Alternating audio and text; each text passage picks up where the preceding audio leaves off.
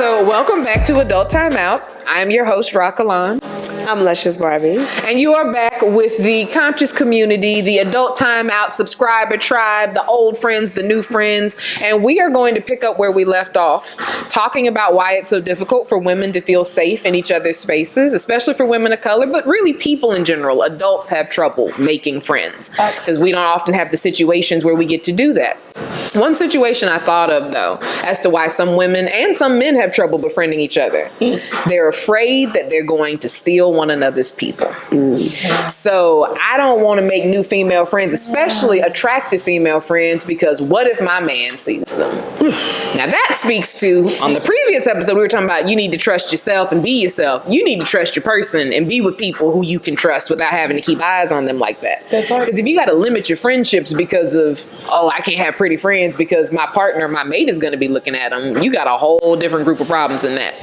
Have y'all been in experiences where becoming friends with someone else became messy for reasons you didn't expect? Mercy. We're going to lean in this way. We need to talk about that. I mean, every guy is so upset. Please rest on me. I'm upset about it. It's so stupid. But just being in relationships and having a close friend, I've known her since I was 15. Relax. If we were gonna do that, that would have been done. So much opportunity. On the table somewhere by now. You know what I'm saying? You see how she got so she's like, I would have been. She's the masculine of the two. That energy rises out of her a little bit quicker than it will me. You know what I'm saying? I'm chilling over here. She's a brat. You know? I am. Put my business in the street. However, like every man I've dated, they'll see that closeness, that proximity, and they're just like, so you and your girl. No. Me and my best friend? Being my best friend. And I'm like that anyways. I'm a physical touch person. That's just me. So if it's emotionally safe with you, I am physically safe with you as well. So that just gets misconstrued. Very well So said. you tapped on the trigger. Yeah. And this is why you're on this episode, because we're pouring it all out. Okay. Anybody else? Because I relate to that. I very much relate to that, but for different reasons. Because my current best friend was my girlfriend at one point. Gotcha. So I can understand at different points where me and my boyfriend right now have to work through like, okay, I understand that it's your best friend, but let's be clear on the parameters because there was a time that there was more going on and I want to feel secure in what's going on too, right? So we can hold space for that. Anybody else had some messy situations with friendship? So, not necessarily on the man end, but more so on the actual friend. Like, she was in like little sister position, and I guess she was feeling the guy that we had met at the same time, but he was older than me. He's significantly older than her. And so he's like, I wasn't checking for her anyway. But that caused a little bit of a rift because she was like, you always getting what you... I said, first of all, he had to come get me because I'm an introvert. Come on. I wasn't checking for him. I was like, oh, you like me? I was in the corner reading on my Kindle. What are you talking about? Yeah. Most times. Yeah. So that created a rift. And I was like, I'm not fist to fight for nothing that's mine. Yeah. If he wants you, he can go have you. I don't care one way or the other. So I've had a couple of situations like that. Yeah. And it really does come back down to like, what's your security level within yourself? Because if you are super insecure, it doesn't matter the trust that you have in a relationship or with your friends. You're still going to feel like you're being taken for granted or not good enough. But when you're confident and sure in yourself, you can see what's going on a little bit more clearly. Absolutely. How about y'all? Y'all got any stories? I do, and it's not like a relationship, but it was more so. One of my friends introduced me to her best friend, and then me and her best friend hung out, and she got jealous. Territorial. She was so mad, and she broke up the whole entire friend group. Yeah. She's like, if I'm not involved, ain't nobody having friends. Y'all we can't share. And it's so funny because when the girl, her best friend, moved to Texas, her first thing was make friends with everybody. Hang out with everybody. But when it started happening, nope, I don't like this. I don't like this. Yeah. And she said, I don't like y'all hanging out. She said that. Yeah, but that's what ends up happening when we feel threatened. We immediately regress to that like 14-year-old girl who was like, you can't have my best friend, she's my best friend. And even though we're in our 30s and plus, we'll still be like, you can't have my best friend, that's my best friend. As if you can't have more than one. Correct. I'm on the outskirts. Lead with your weird, Cammy. Lead with your weird. No, I will say I've never had the title of best friend, nor have I ever titled anybody best friend, because I've always sort of like been the weirdo in the corner, and I'm like, wow, that does not look like that feels good. So like I've always sort of been like the third wheel of the moment, and I will not like get in the way of whatever like the pairing have going on. Goings on.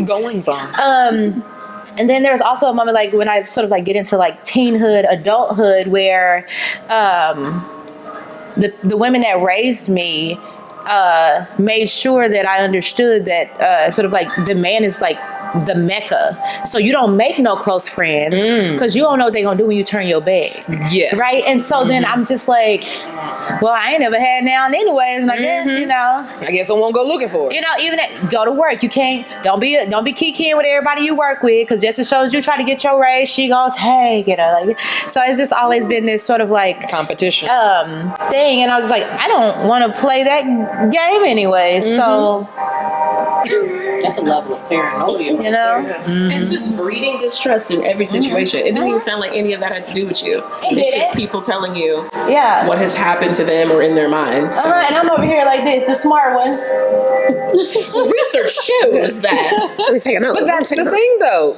That's what most intergenerational trauma is. Yeah. People passing down the experiences they've had and ensuring you this is your experience too, to the point where you kind of experience that reality for yourself. I was scared to have best friends. She gonna do what? Yeah. They get who? Like, And that's why you have to have your own experiences, and you have to be willing to stumble in friendships. You have to be willing to learn from experience and not just from taking someone else's word for it. There are some lessons we can learn from taking someone's word for it, and some lessons we just absolutely can't. Yeah, I would say in my younger years, I experienced like best friends and being naive to like, oh, they would never like ever. And then like when I got older, one of my exes was like, you know, me and your best friend dated after me and you broke up. I was like, what are you talking about? It's like, oh yeah, the whole time that we were together, she would always be hitting. I'm like, so you just never said nothing, and you dated her. Look at these eyebrows. And you was just, It was the entire body language. They like, oh yeah, and her sister, they used to just be at the house kicking about you, and da, da, da. I'm like, oh. But so he a hand. yeah, now we 5 years later. Now I'm like, do I double back? I'm not friends with them no more. Yeah. But do I double back? Like, oh, so yeah, that's what we was doing. yeah. My job. But in my adult life with friends, I would say that that's always like rolling like a, you know, not that I have somebody that I'm like, I want to keep you away. But in a situation where if I get married or something like that and meet a new friend and see how sometimes people just be doing the most when they get around different men or they see, you know, you kind of just see stuff in different people where it's just like, I know I wouldn't want you around my man for sure. Right. We can kick it around them people, man. But not my man. But I would be kind of like, what? But I would say now in my adult life, I've only experienced that with like cousins of people that know, like, we ain't friends. But then it'd be like, that's in my blood. You just ruthless. Like, what? Yeah. I introduced you and was like, hey, well, you didn't tell me not to fuck up. I mean, whoa. I shouldn't have to articulate that. That's Them's be the rule. Yeah, cousin coming around. Hey, let's play truth or dare. Everybody take your shirt off. Whoa. Whoa. No, with my man in the room. Yeah. You know what? We going home. We gonna make it to go. Nobody even said home. Nobody even said dare. What? No. You were just trying to show off them new boobs you bought. You know, that's all that is. Yeah. They're lopsided, ma'am. They don't look good. So I have to do this just because you own the show. So I have to take advantage. And everybody who, when we got together to talk about this, was like, yeah, we got to move into talking about. So Nichelle, also known as Dr. Nichelle Wall, sex therapist, what is it? Family and children therapist? Give them the Licensed professional counsel supervisor and certified sex therapist. all right. certified. Y'all hear that? Certified. Certified. All right. Book a class. And all of this is promotion for just that. If you need help, you got people here for that, right? So the reason why a lot of times women of color don't get together and open up and talk is because it doesn't feel safe. We're fearful that something's going to be taken from us. Yeah. So much of what we care about, though, is driven by what we're passionate about. We grow up being conditioned to seek relationship, grow up being conditioned to seek certain types of intimacy, not invited to explore the kinds of intimacy that actually would fulfill us. So when you do get into spaces with other women who are confident or liberated and talking about what they like and what they're into, it can make a situation where less mature women become judgmental. Like, oh, you let that person do that to you? Or when we grew up, that was considered disrespectful to let a man or any person do X, Y, and Z. Right. In your work as a sex therapist, what are some really dysfunctional beliefs that you come up against often? I mean, there are a lot of them, but what I will say, the majority of the people that come and see me and are dealing with like breaking free and figuring their stuff out is because of spiritual abuse and religious trauma. So it's like you've been taught all these things incorrectly, not for the correct reasons or what they are like steeped in, you know. So say if you're a Christian, they don't teach you, okay, don't have sex because then you're creating a blood covenant with somebody. They say you're going to hell. Like, you know what I mean? So I have a lot of people that are fleeing like Mormon the faith, a lot of people that are Muslim, a lot of people that are just all different Abrahamic religions and faith, and they are really struggling with trying to connect to their sexuality in order to be intimate with their spouses, their significant others. And I got some people that haven't even consummated their marriages and they've been married for 10 years. What? So that tells you like how much anxiety and fear and trauma is going on. And then all of a sudden like this light bulb switches on and it's like they can let it go.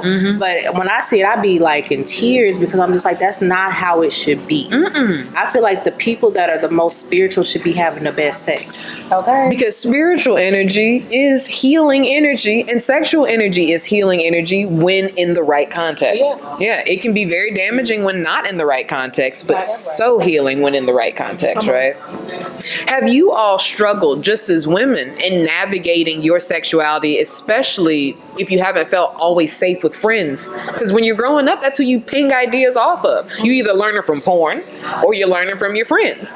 If you had some open-minded parents, maybe you talked to them. I had an open-minded mom. I talked to her about some things, but not all things. Right. So I learned a lot from my friends. Where did y'all learn it from, and did you struggle because you got bad information? I learned from my friends in high school because, funny, my friends will always skip school to go with their boyfriends or whatever. And so their friends would always have a friend. And they're like, Stephanie, come with me. And I'm like, okay. I did not see you going this way. I'm down. All right. Sure. And I'm looking at it as, okay, they want me to come because they don't want to be the only girl. You know? Yeah, for safety, you went with your friends. That's why I went exactly why I went, for safety reasons. And then I'm getting pushed on by these guys. I'm like, what is this? And then I see what my friend is doing. I'm like, oh my God. Yeah.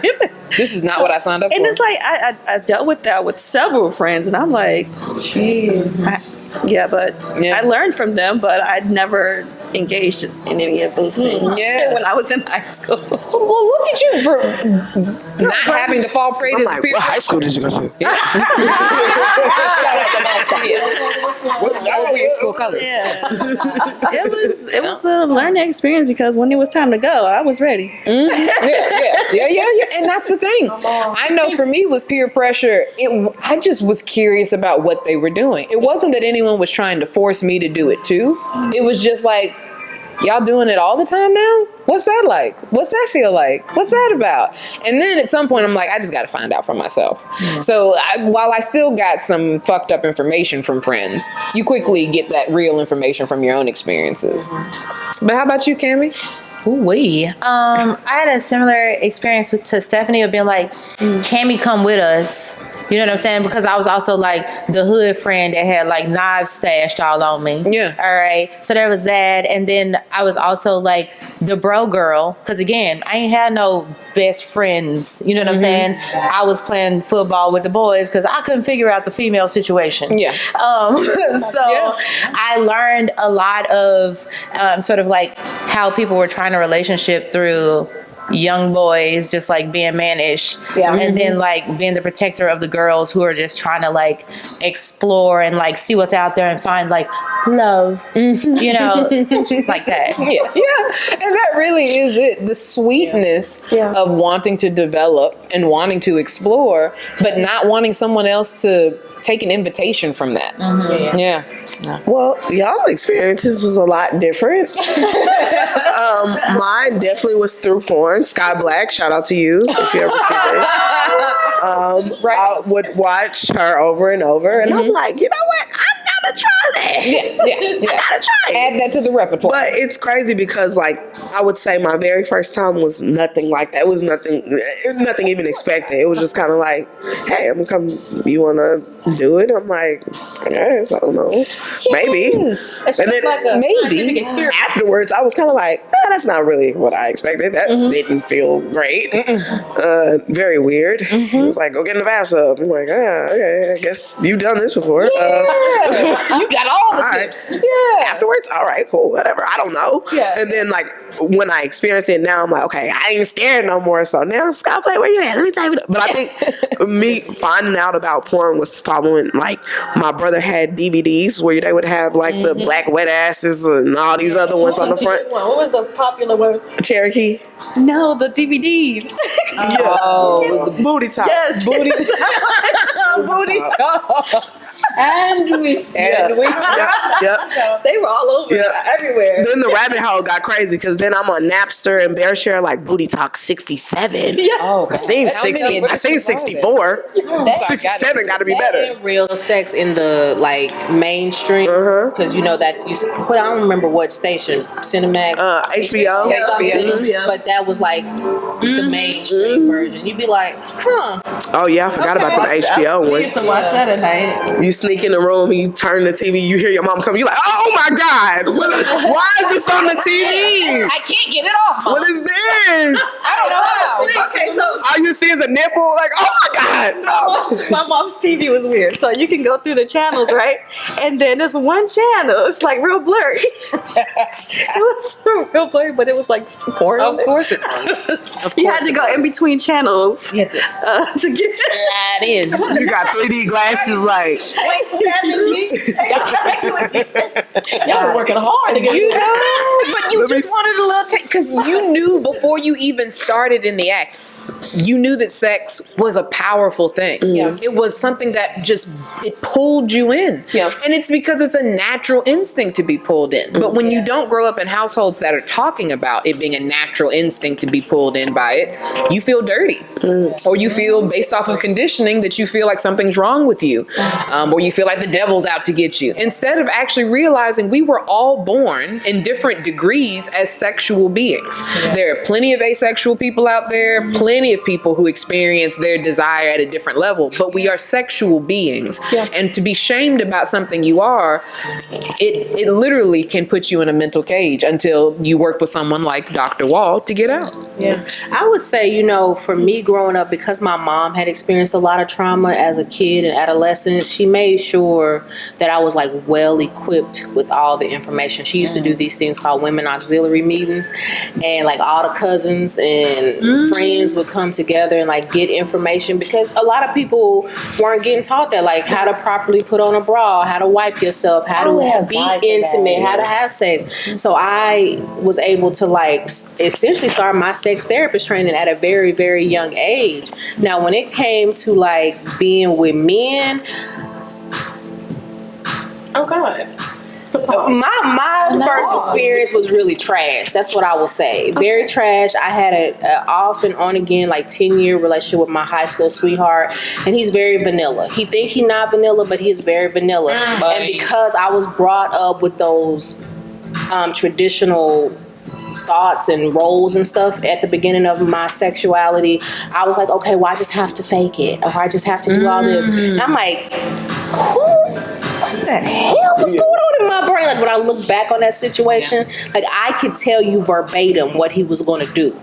Wow. Every time. Wow. So like I look back now and I'm like, I'm a whole switch. If y'all don't know what that is, like I'm a dominant and a submissive. So like, I don't know what the hell I was trying to do with this dude. And I'm like, you are garbage. You were trying to pretend, sis. It was okay. I was.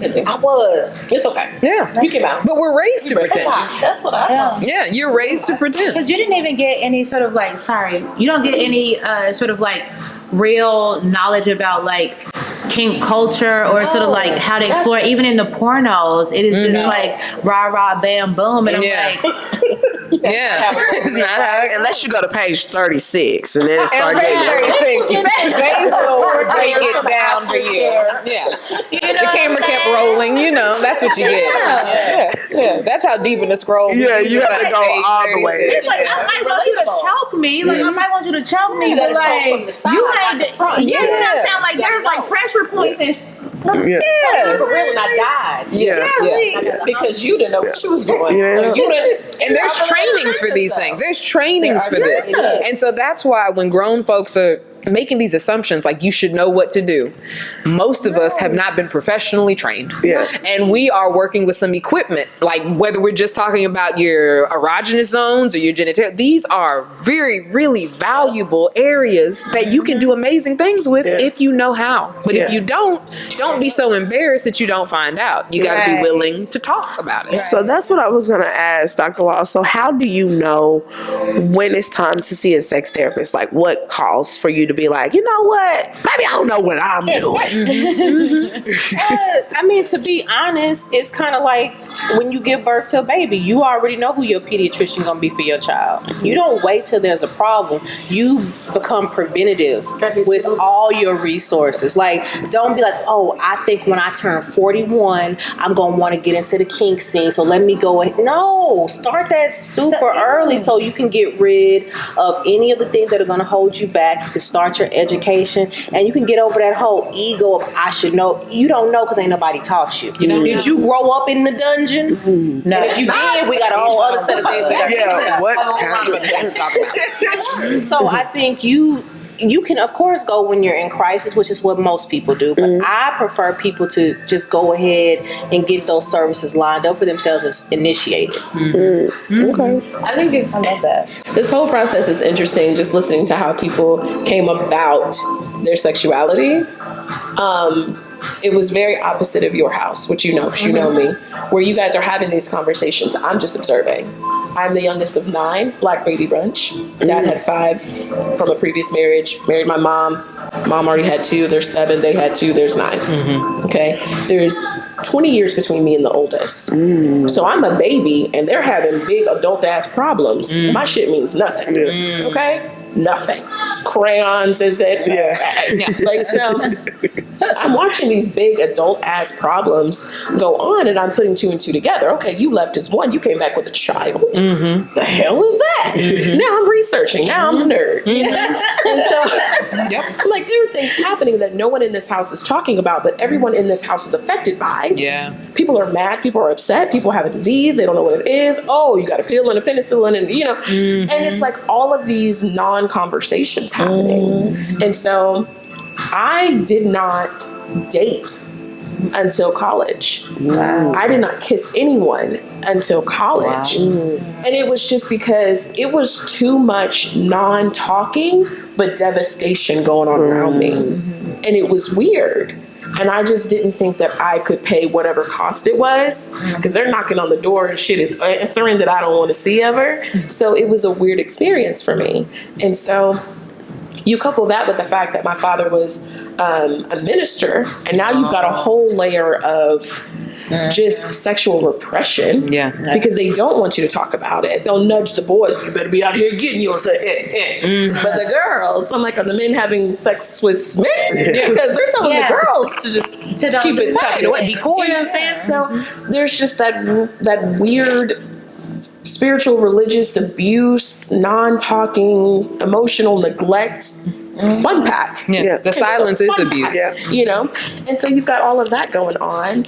And then now I'm 39 and it's like I'm looking, and I was telling her about it too. Like anytime I start to work through something, I'm like, I think this is now happening. This is now something that's different.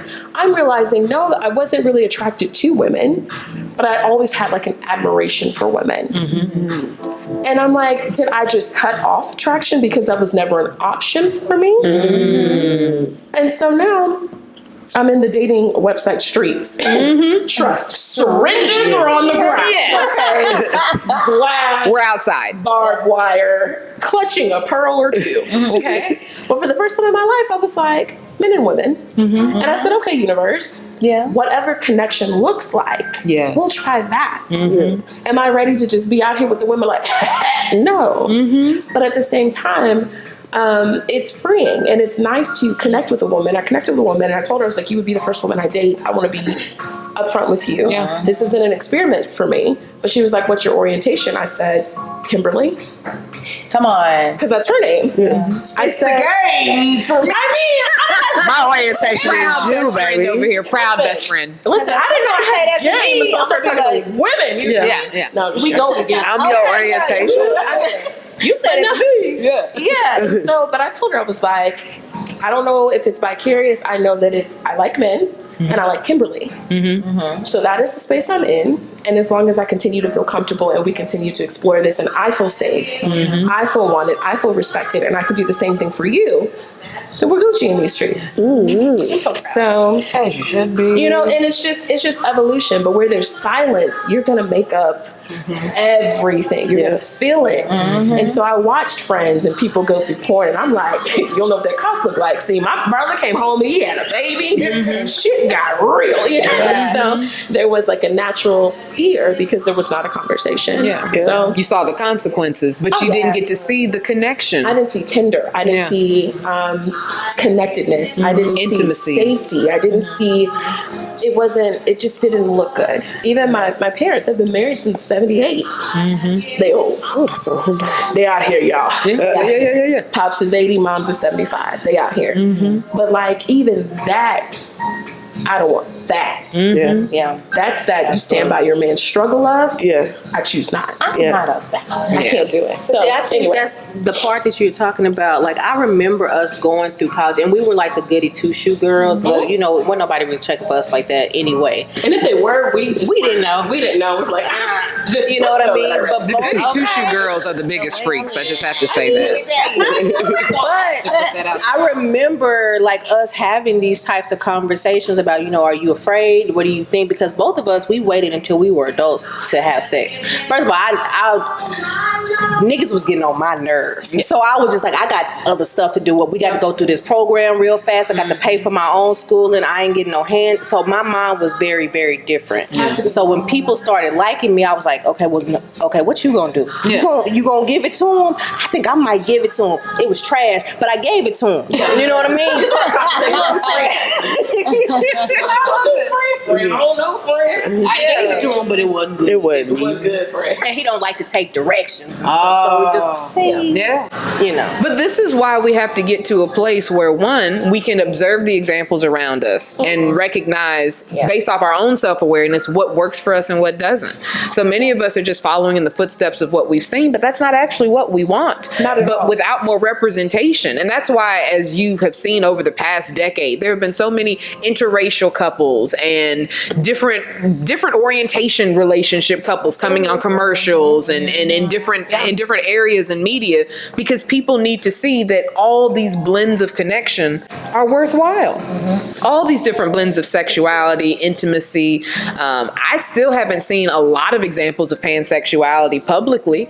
I know I grew up feeling very clearly I was bisexual until I learned there was language around feeling a way towards everybody. So really, that's why I spend a lot of time, even in situations that don't call for me to announce being pansexual, saying that, so that if there is a person out there who's like, oh, what's that? Oh, I relate to that. They can know there's an invitation to find out more about themselves. Exactly. And that's all we really need is an invitation. Yeah. That's It's safe. Yeah, it's safe. And Safely extended invitation. to try it and then to be like, next time I can decline the invitation because that's not for me. Been there. Nothing wrong with that. That's consent right there. It can be given and taken away. Given and taken away. Well, y'all have made this conversation the most fruitful conversation. And before we leave, we want to make sure that you know if you need discussions like this, you can join us on Adult Timeout. We meet every Tuesday. It's a weekly conversation virtually, so wherever you are zooming in from, you are more than welcome. A 45-minute check-in, 8:45 to 9:30 Central Time. So if you know that you need someone to talk you through your sex problems, you also have Dr. Wall here to give you the hookup. And if you just need good tribe, we're your people. So Luscious, any closing words for us? Nope.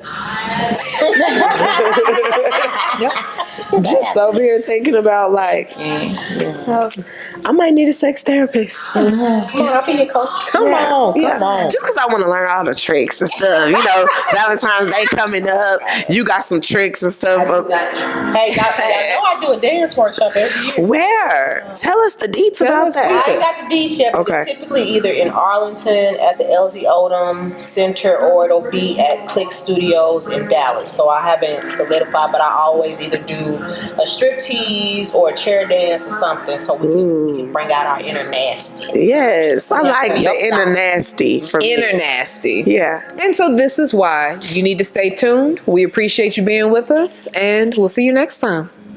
Peace.